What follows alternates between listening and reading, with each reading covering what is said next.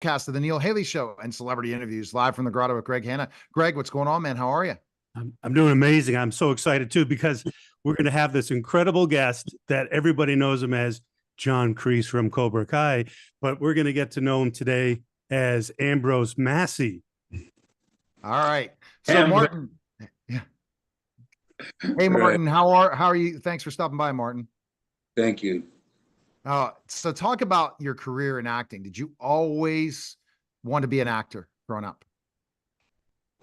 Yeah, I think since the fourth grade, I remember doing a play and in the fourth grade, and I just liked acting very much, and went for it, and always did a lot of plays in school. And then I don't think I did much about it till I was, I guess, I got a job once with Sean Con. Actually, I don't remember the studio. It was Columbia, and I was Sean Connery's stand-in in a movie called The Anderson Tapes. And I remember getting accepted to the fifth year of school, I think at the School of the Arts at NYU, and at the same time being accepted to a classical repertory company in the Village in New York. And I remember going up to him and saying, "What would you do? Would you continue school, or would you just join the repertory?" And he said to me, "Young man, if you can do Antigone, you can do anything," which means do the Greek classics, you can do anything. So I joined the repertory, left school, and then, just did a lot of plays in New York and Lincoln Center and a few things and off Broadway, and then went to Hollywood, I guess, in '74. Well, that's pretty amazing. That's exciting. One of my favorite actors that you got to play with. That's cool.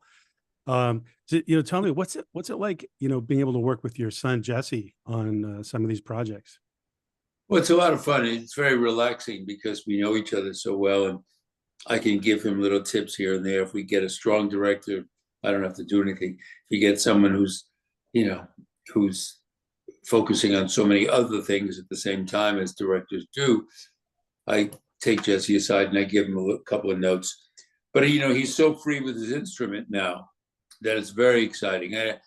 I years ago I would make suggestions on his auditions, and now I don't have to. He uses his instrument very well, and he's really good in this movie. And the movie we just finished, another Western called The Gunfighter's Deal, and he plays a coward in a Western town, and he makes a deal with the devil to be the fastest gun in the West. And it's a good little script. And then he wants to renege it because he's killing too many people. And terrific little Western. And he's very good in it. Very good. So did Jesse always want to be an actor? Did you push him into it? I think this is as a father myself with kids and saying or did he really want to do it? No, I never. I mean, there's so much emotional stress. You want to push your kid, these stage mothers and stage fathers. I don't know how they can do it.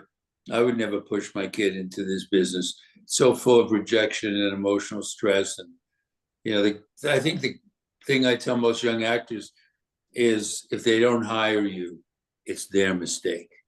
And I tell them to watch shows like The Offer, which is all about tenacity and all about Al Ruddy making The Godfather and how many obstacles he had. So, I didn't want him to go into the business, and ultimately he just liked it and did an off-Broadway play when he was 18 and transitioned into just a lovely human being. And he really cares, and he's not tainted by Hollywood.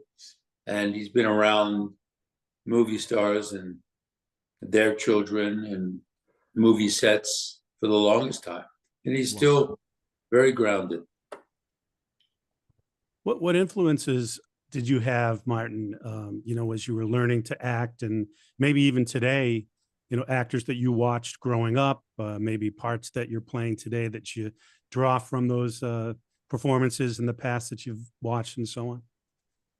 Well, I made the mistake of trying to be Steve McQueen for the first 25 years of my career.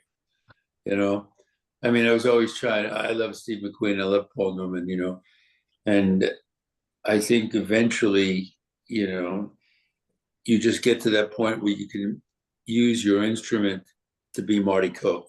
You know, John Kreese is definitely, God knows God knows where the venom comes from for John Kreese in my body, because, you know, I'd rather do vulnerable roles. I'd rather do soft things, and I'm a romantic at heart.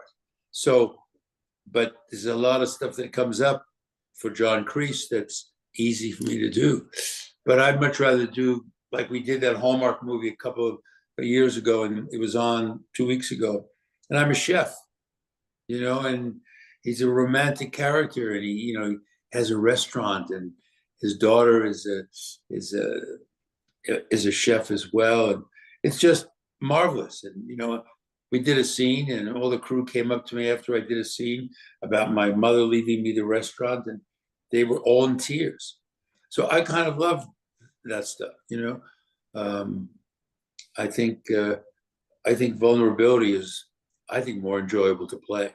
Some people like to play the tough guy. I don't, you know. You know, you talk about your instrument. Seems like you really are a student of the game in acting. If you talk about that, especially with your son, and talking about define instrument for me. And I never heard that as an actor use that language for acting. I remember studying with a couple of people, John Lenn and Milton Gonzalez, and they would refer to things as your body as an instrument, and learn to cultivate your body and your mind. It's a very spiritualistic attempt to really control why certain situations call for certain thoughts. And I believe in, you know, I started doing my homework at a very late age, where backstories for every character rarely come in to the script. They just don't. A little bit they do, but you've got to fill in between the lines with where this guy was, with his women of his life, his mother, you know, where he was as having an occupation, what are his relationships to his father, to his brothers, you know, it's very interesting to create all that for the characters as a backstory, and then you let it go, and then you just go and do the script, because the script rarely has a lot of information about the background of the people you play. And as a young actor, I was lazy to do that. And I think now I wouldn't think of doing a character, you know, all the characters, I guess I did 3 movies during the strike, and they all had waivers.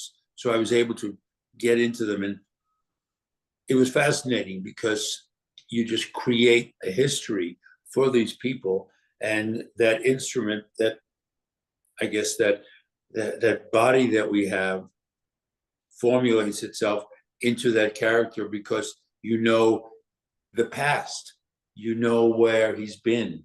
It's like asking you, where have you been, you know, yesterday and the day before. And then if I put you in the same position, you got to go see another doctor, even though you saw 5 doctors yesterday. You know that it's not a pleasant experience, but you're going to have to go because you have a bad knee, you know, and this is a great orthopedic doctor. And you go there, but you have an attitude because the last 2 days you didn't like the doctors who you went to see. So you kind of have a familiarity with certain aspects of emotionality, and you just use them. And it's fun. It's a lot more fun to act that way than winging it, you know? Yeah. Yeah, Martin, there were a lot of years between like the Karate Kid and Cobra Kai, the series, when it came out. Was it exciting to jump back in? And, you know, had you thought about maybe down the road after Karate Kid, all those years, you know, getting into a series again about it? Or, you know, it was always interesting to see the reaction of the Karate Kid fans. You know, it carried on over 10 years. I mean, and you realize it was such a hit movie, you know. And then all of a sudden, you do other things, and you don't really think about the Karate Kid anymore. That was a tough guy, one-dimensional cartoon character, you know, and you want to do other things. And then I walked into Cagney and Lacey, and they allowed me to go out and do the Karate Kid and go out and do Rambo, and you know, eventually you do Wyatt, or you do some of these movies, but they were all kind of tough guys, you know. So when I signed on for the series, the movie has, you know, had become such a religious experience to so many people because of bullying, because of a variety of aspects of the writing. So when I signed on, met with Hayden Schlossberg and Josh Heald and John Hurwitz, I said, I want to play this guy vulnerable. I don't want to play him like I did the movies.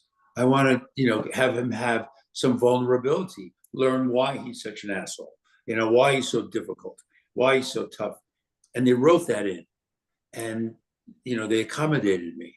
And now we're doing season 6, and that's all mixed in, and it's all exciting to play. But I like playing vulnerability more than playing tough. I always have. But, you know, you look like me. You know, you don't look like, you know, what's his name, Elvis Costello. So it's, you know, you just get to that space. And what I'm developing now with my son is an older gunfighter with a 12-year-old kid, and they team up to get the bad guys in the Old West. And it's a wonderful story of moral fiber being exchanged, and it's about heroes. And now that audiences are so sophisticated, more so than the days of Karate Kid, they're open to really intelligent filmmaking, you know? Wow. You know, you talk about, that was great that your character kind of, as I'm a former professional wrestler, it's going back into professional wrestling. I know you were getting your iPad ready and stuff, and maybe heard that in the background in the green room. What's happening is you were the biggest heel in the world, kind of turned a little bit babyface during the movies, then come back into this where you're a good guy in so many ways, and people start to really trust you, and then you turn on all of them again. That's got to be one of the best characters in the world, where you're like, okay, we trust this guy, and bam, you turn heel. That's the biggest, like the Rock right now on WWE, how he turned heel on all the and the fans started to hate him. Isn't it fun doing that turn? You got to love that turn. You know, writers see that first. You know, they see the transitions first. Because my birthday was Wednesday, so I had dinner with the writers. You know, they took me out, and we talked about that. We talked about, does the actor realize the transition that he makes? Because we actors, we want more. We want more. I want more in that show. I wanted more in Cagney and Lacey. You know, do you see the transitions that the writers make for you when they're really astute? These guys are astute. They had perception of the characters a year, 2 years before I came with them. I came with them with notes at the beginning of season 3 saying, this is what I want to do with the character, make transitions. I met with mercenaries. I met with Army Rangers. I met with so many people, and they already knew what I wanted, you know? And it's fun to do the transitions, but you got to really see it. Season 6, a lot of transitions. But sometimes as an actor, you don't see them in great depth as the writers do, you know? And yes, it is exciting to play once you get it. You gotta get it and get over the ego and get over that, you know, you want to be a hero. You want to be cool. You want to do Steve McQueen, you know? And then you realize that you're set up to do what you just said, to make a transition into darkness again. But then the light is even brighter because you came from a darker place than you did 40 years ago, you know? Wow. I hope you understand that, because it's really... No, it makes, as a wrestler, I totally understand it. And I know how to tell those storylines, because I literally was down south in a organization almost like Jerry Lawler's, where I was tag teaming with the top babyface, and they always trusted the big giant. But when I turned on him in Poplar Bluff, Missouri on TV, that place went freaking bananas, and they wanted to kill me. And it was the best turn possible, because they trust you. They love you. Why would you do that? That's what a movie, a television show, professional wrestling, when there's a story, you put your heart into it and that character, and then man, they turned on me. And it's like a wow factor. And especially in streaming, next episode, there's got to be something else. No, don't say it's the next season. I have to wait. And we're waiting a lot longer for the next season, Greg. Yeah. It's really, it's fascinating. You know, I've always had a great respect for writers. And when I was under contract for a couple of movies years ago by a company, I read a lot of scripts, and the respect I had for writers just soared. You know, it's so difficult to discipline yourself and create well, you know, just sort of put yourself in a room and stop life and just work on cue cards and index cards and create characters. It's really tough. And I have especially on the Cobra Kai, you know, the staff writers and all, I just love what they do. I've got stuff coming up that has blown me away. And I can't wait to do it. It's like having a new love affair with acting, you know, and it's all because of the writing. Wow. Totally. Martin, what similarities, if any, do you see between the John Reese character in Cobra Kai and Ambrose Massey in Farhaven? Well, you know, the ambition of John Kreese is a little different than Ambrose Massey, because Ambrose is doing terrible things to buy up the land for a very commercial reason, so he can become rich and own and be powerful. You know, I don't think any moral fiber. It's interesting. There is moral fiber there because he wants the West to, he wants the town to be like it was, you know, like, you know, Bruce Boxleitner and I created a backstory where the two of us arrived in that town of Farhaven and created the commercialism. I created, you know, things a little more in the commercial world, and he created things in the rural world, you know, with ranches and horses and cattle. And now I want to own all of it. And, you know, he is very happy in his ranch, but he doesn't want anything to change. And my character, I don't want anything to change. I'm going to buy everybody's ranch and make it all look like, what is that great ranch with Taylor Sheridan bought it in Texas, the couple 100,000 acres. And both characters want to go back to the way things were, simpler, but my character wants to do it as a rich man, and Bruce's character wants to do it as just a rancher, you know, with a great deal of integrity. Mm. So how you compare it to John Kreese? I don't think John Kreese has a lot of ambition in the sense of wealth. He just wants, it's very personal because he loves Johnny Lawrence, and now he doesn't love Johnny Lawrence until we have some surprises later on, you know, in season. But, you know, there's a great deal of moral fiber and integrity in John Kreese. He just doesn't have the patience to deal with others who don't have that. He just assumed do what you do in the ring and snap and break them, throw them out the window. You know, he just doesn't have that because he's been through it. He's been through it in Vietnam. He understands what it's like to be amoral. He understands what it's like to be in a marshmallow society with kids that are turning into marshmallows. And there's no heroes for kids. There's no goddamn heroes for kids. So, you know, he's into creating a triumphant character like Johnny Lawrence into the hero. Right. He tried to be a hero himself, but he failed. He bent the rules too much. Right. And now it goes back to, sorry, you know, I can give much information, but it extends him into creating a hero. And I think that's what we need today. It's just what we need.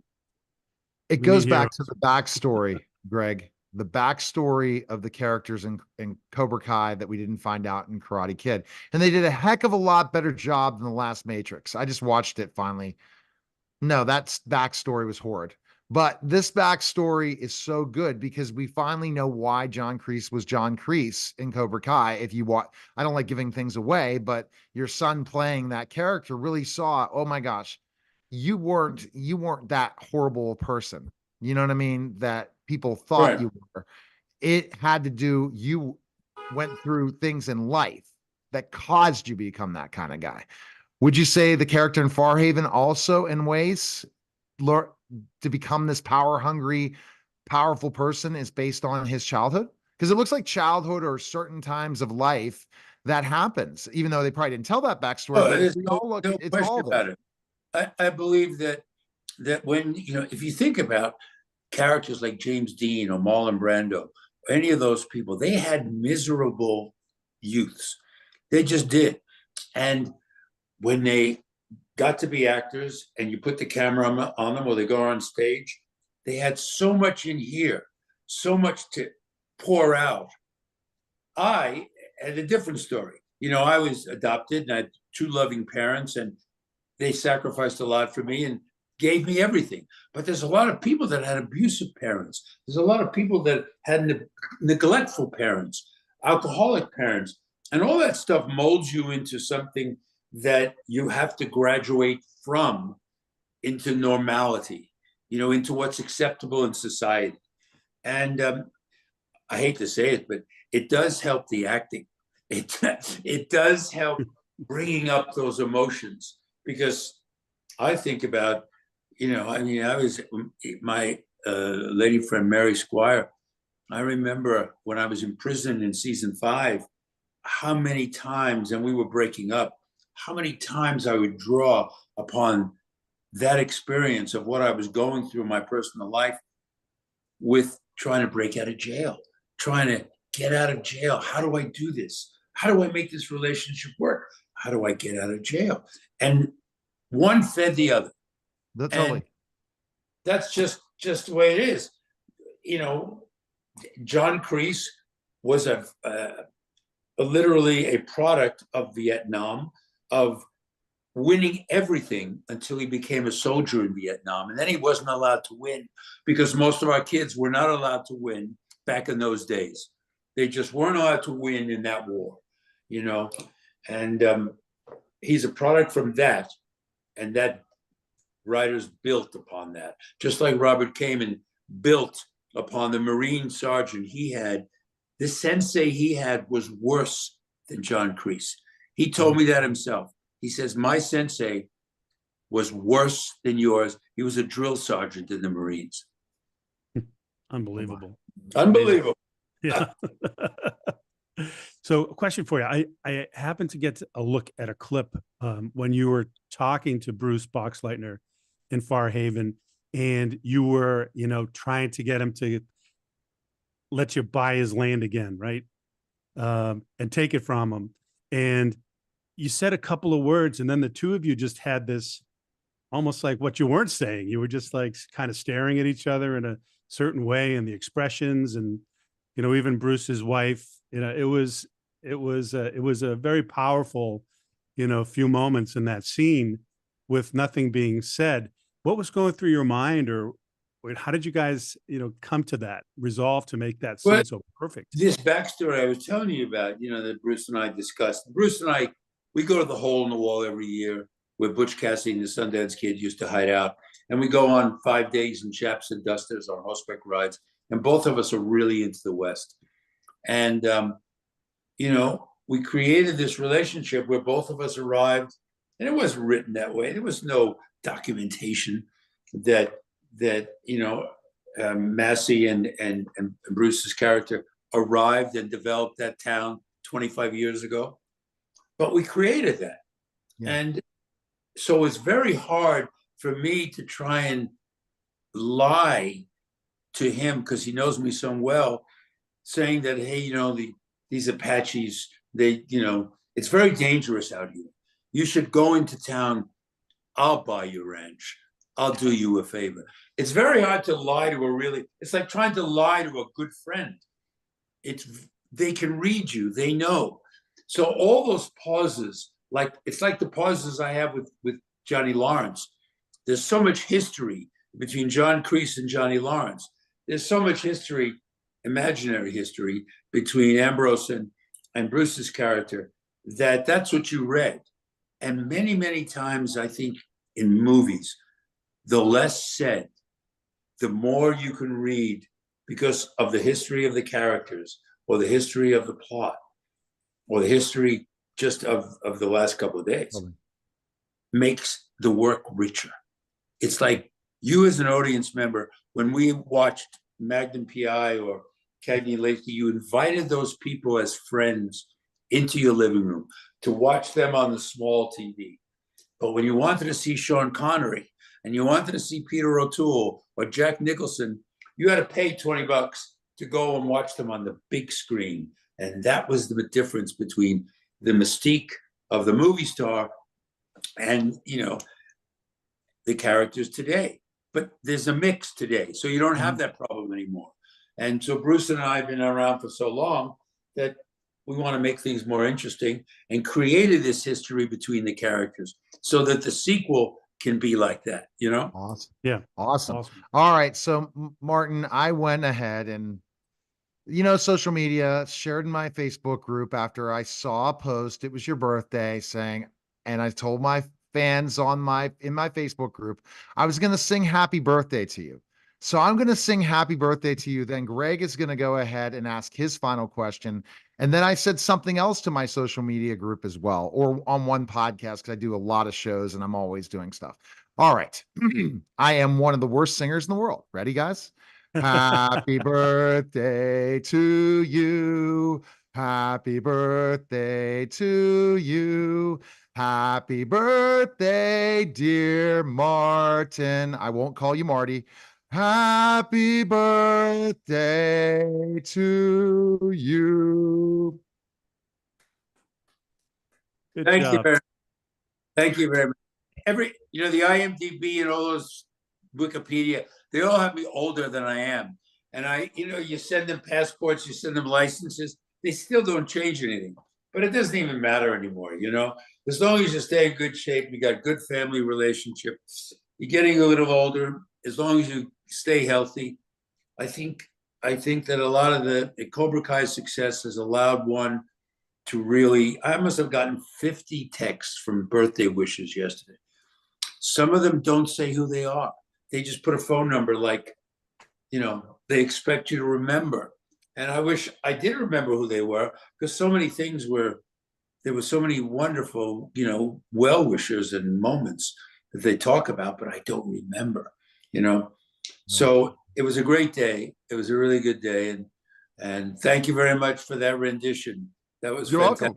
Welcome. It was a dream because I'm a big, as a wrestling guy, we call marks. I'm a big mark for Cobra Kai and Karate Kids. So to get the chance to talk to you today has been amazing. Greg, go ahead with your celebrity question. And this is a deep question, Martin. So get ready. All right. Well, first of all, Martin, let me say what an honor and privilege this has been, for me. I enjoyed you in all the movies and everything that you've done, and I love watching Cobra Kai and so on. So I really appreciate the time that we've had and that you've set aside for us. It's been an honor. Thank you. And I asked Jesse the same question. I had the privilege of being able to interview him last year on Celebrity Interviews Live from the Grotto as well. And I asked him the same question. So I can't wait to hear your response. So tell me, Martin, what's the most important thing in life you feel you've ever learned?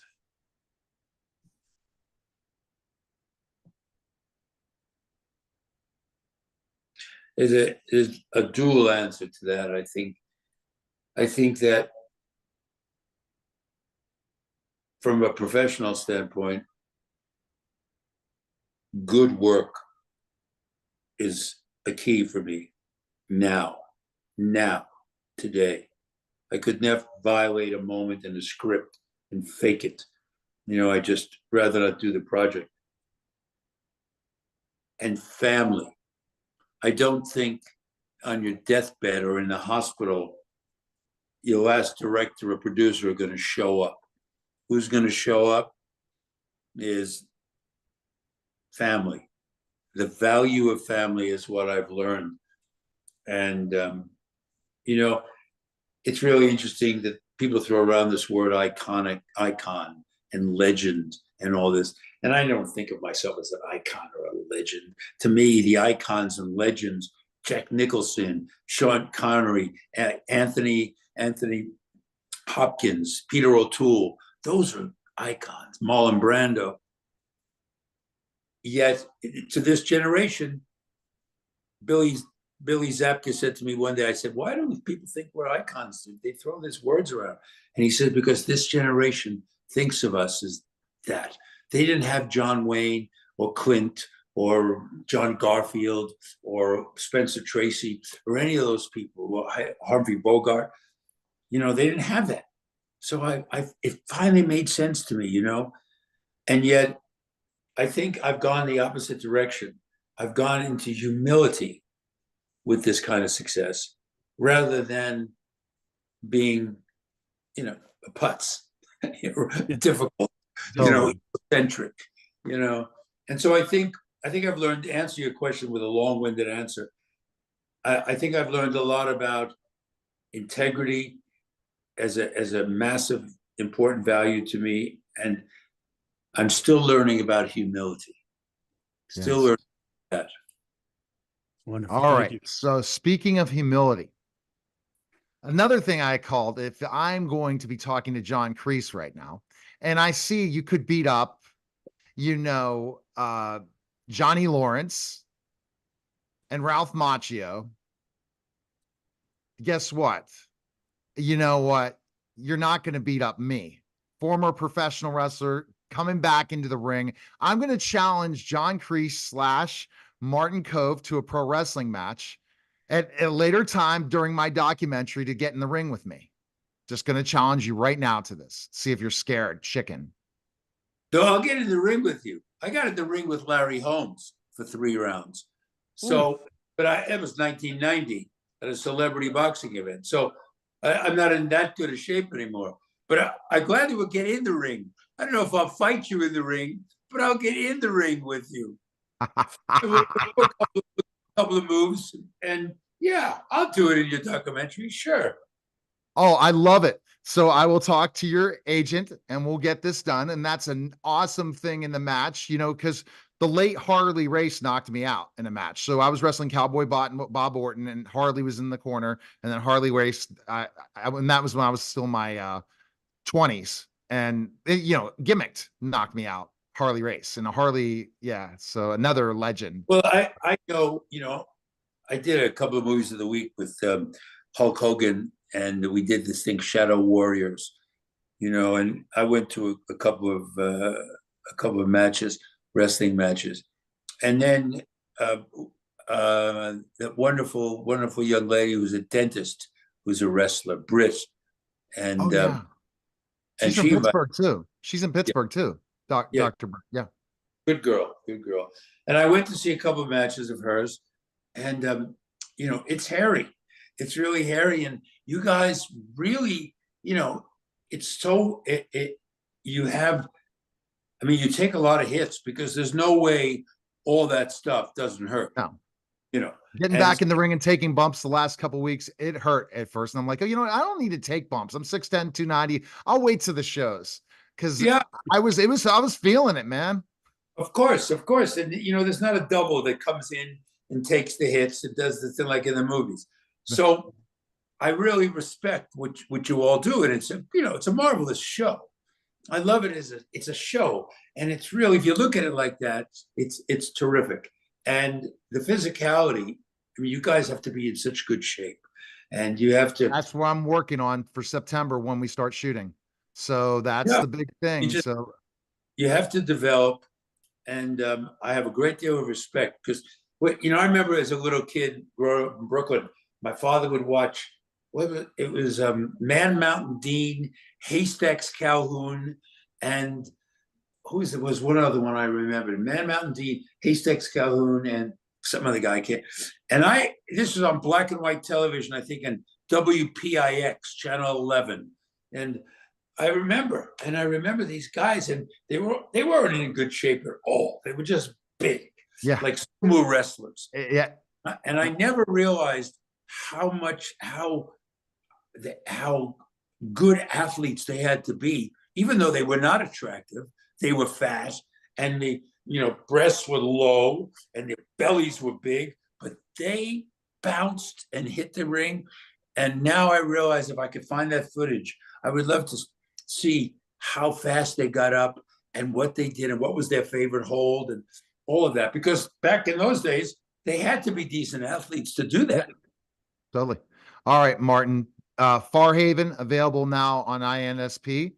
Also, what other projects do you have going on where people could check this stuff out? Well, they should go to Peacock and watch the Hallmark movie I did with Jesse called A Taste of Love.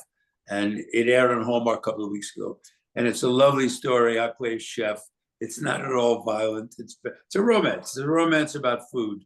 And there's a lot of stuff coming out. There's a movie about wrestling, about the first female wrestler. It was directed by Ash Avildsen, who's the son of John Avildsen, who directed Karate Kid and Rocky. And it comes out. It's called the Queen of Wrestling, and it comes out probably within the year. But it's a marvelous picture, and it's all about the first lady wrestler. Awesome. Well, that's great. A lot of great stuff. Appreciate it, Martin. Thanks again. Take care of yourself. Yeah. All right. That was a special simulcast of the Neil Haley Show and celebrity interviews live from the Grotto. Greg Hanna, guys. Take care.